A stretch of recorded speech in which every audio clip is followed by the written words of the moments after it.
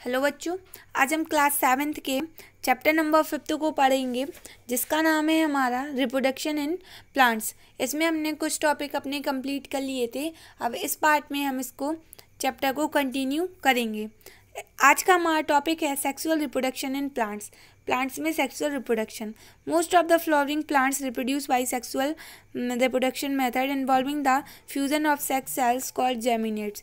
जो most flowers होते हैं प्लांट्स के, जो फ्लावरिंग होती हैं उनमें सेक्सुअल रिप्रोडक्शन होता है, और जिससे क्या होता है, जिसमें क्या इन्वॉल्व होता है, फ्यूज़न होता है सेक्स सेल्स का, जिसको हम जेमिनेट्स कहते हैं।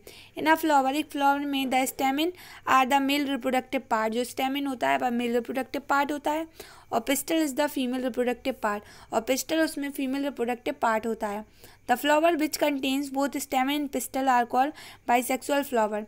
जो फ्लावर होता है जो स्टेमिन और पिस्टल दोनों को कंटेन करके रखता है, उसको हम बाइसेक्सुअल फ्लावर कहते हैं। The flower which contain either only the pistil और only the stamen are called unisexual flower. और ऐसा फ्लावर जो केवल या तो पिस्टल कंटेन करके रखे या फिर स्टेमिन, उसको हम यूनिसेक्सुअल फ्लावर कहेंगे। Each stamen has 2 part. प्रत्येक स्टेमिन के 2 पार्ट होते हैं, एक फिलामेंट और एक anther.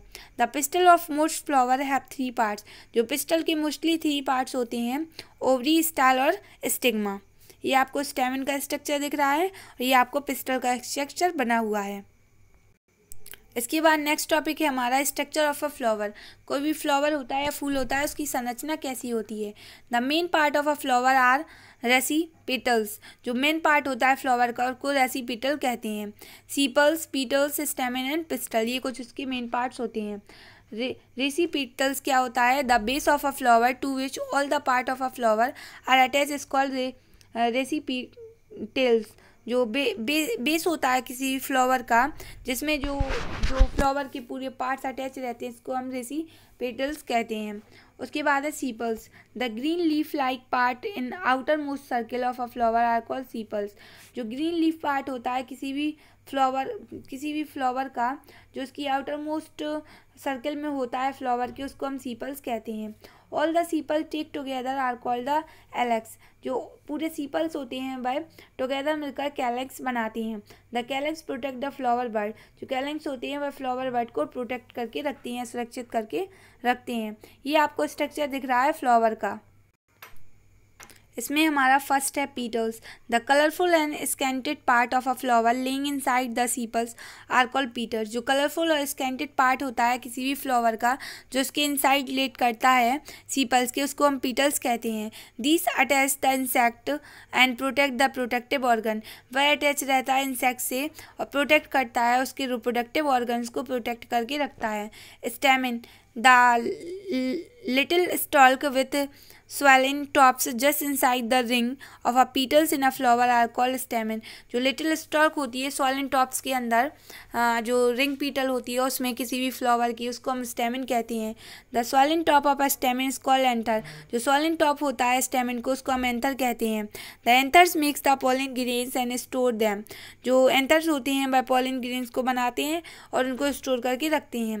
pollen grains contain the male germinate of the plant। जो pollen grains होते हैं वह मेल जर्मिनेट बनाते हैं किसी भी प्लांट के।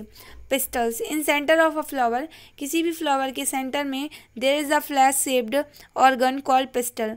एक फ्लैश शेप्ड का ऑर्गन होता है, फ्लैश शेप्ड का, जिसको हम पिस्टल कहते हैं। Stigma is for receiving the pollen grains from the anther of a stamen. जो स्टेग्मा होता है वह रिसीव करता है पोलिन ग्रेन्स को कहाँ से, स्टेमिन के एंथर से। The middle part of a pistil is called style. जो मिडिल पार्ट होता है पिस्टल को, उसको हम स्टाइल कहते हैं। The pollen grains grow a pollen tubes downward through the style toward the ovary. जो पोलिन ग्रेन्स होते हैं वह ग्रो कर जाते हैं पोलिन ट्यूब्स में डाउनवर्ड्स, और स्टाइल से थ्रो करके टुवर्ड्स द ओवरी में। The ovary makes the ovules and store them. Ovary क्या करती है, वह ओवल्स को बनाती है, उसको स्टोर करके रखती है। A new seed of the plant is formed when the male geminate unites with female geminate present in the ovule।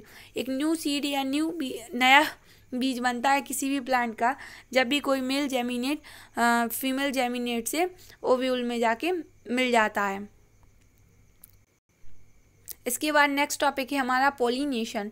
Pollination is the process by which pollen grains from the anther of a flower are transfer to the stigma of the same flower और another flower. जो pollination होती है वह एक तरीका की process, एक प्रक्रिया है जिसमें पोलन ग्रेन्स किसी भी फ्लावर के एंथर से ट्रांसफ़र होकर स्टेग्मा में जाते हैं किसी दूसरे फ्लावर की। इन नेचर में क्या होता है, पोलिनेशन अकर इन 2 वेज। जो पोलिनेशन होता है वह 2 तरीके से अकर होता है। When pollen from the anther of a flower is transferred to the stigma of the same flower or the stigma of the another flower or the on the same plant, the process is called self pollination। जब pollen होते हैं किसी भी flower के anther से transfer करके किसी दूसरे फ्लावर के उसी फ्लावर के स्टिग्मा पर जाके अटैच होते हैं तो इस प्रोसेस को हम सेल्फ पॉलिनेशन कहते हैं। When the pollen from the anther of a flower is transferred to the stigma of a flower in another plant, the process is called cross pollination. और जब भी पोलेंस होते हैं किसी भी फ्लावर के एंथर से ट्रांसफ़र होकर किसी दूसरे फ्लावर के स्टिग्मा में जाकर वो अटैच हो जाते हैं तो इस प्रोसेस को हम क्रॉस पॉलिनेशन कहते हैं। Agent of pollination. पोलिनेशन के कौन कौन से एजेंट्स होते हैं, तो pollination takes place with the help of. जो पोलिनेशन होता है वह किसकी हेल्प से हो सकता है, विंड की, हवा की, वाटर की और इंसेक्ट की हेल्प से हो सकता है। They are known as the agent of the pollination. और इनको हम क्या बोलते हैं, पोलिनेशन के एजेंट कहते हैं या उसके वाहक कह सकते हैं। इसमें फर्स्ट एजेंट है हमारा wind. The pollen grains are light and are easily take away by the wind from one flower to another flower. जो पोलन ग्रेन्स होते हैं वह वेट में बहुत ज़्यादा लाइट होते हैं और वह ईजिली हवा के बहाव से एक फ्लावर से दूसरे फ्लावर पर जा सकते हैं। The wind pollinated flower are small, not brightly coloured and do not produce nectar. जो विंड पॉलिनेटेड फ्लावर्स होते हैं वह स्मॉल होते हैं, छोटे होते हैं, ज़्यादा ब्राइट कलर के नहीं होते हैं और वह नेक्टर को प्रोड्यूस नहीं करते हैं। Some example of wind pollination flower are those of wheat, rice और मेज। इसके कुछ एग्जाम्पल हैं। सेकेंड एजेंट है वाटर।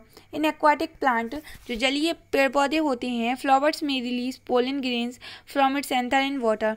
जो फ्लावर होते हैं वह पोलन ग्रेन्स को रिलीज करते हैं वाटर में। These pollen grains are carried to the stigma of another flower by the water।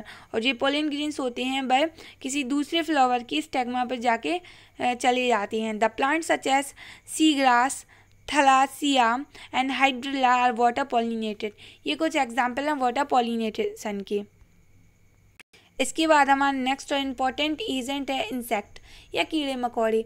Many insect such as bees and butterfly visit flower for nectar and some pollen grain stick to the body part of these insect. Many insect, बहुत सारे ऐसे insect होते हैं जैसे कि बीज हो गई, बटरफ्लाई हो गई, वो विजिट करते हैं फ्लावर के नेक्टर के लिए और वहाँ से जो पोलन ग्रेन्स होते हैं वह उनकी बॉडी से चिपक जाते हैं। जब वह दूसरी बॉडी पार्ट पे जाती हैं, दूसरे फ्लावर पे जाते हैं तो बाहर जाके वह गिर जाती हैं।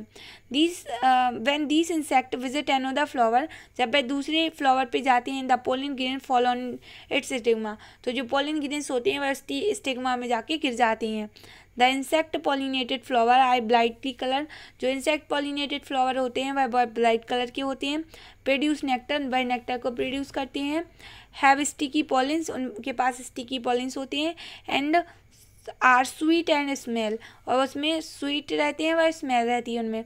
Some example of insect pollinated flowers के जैसे कि ऑर्चिड, स्वीट पी एक्सेट्रा, इसके कुछ एग्जाम्पल हैं। Thank you.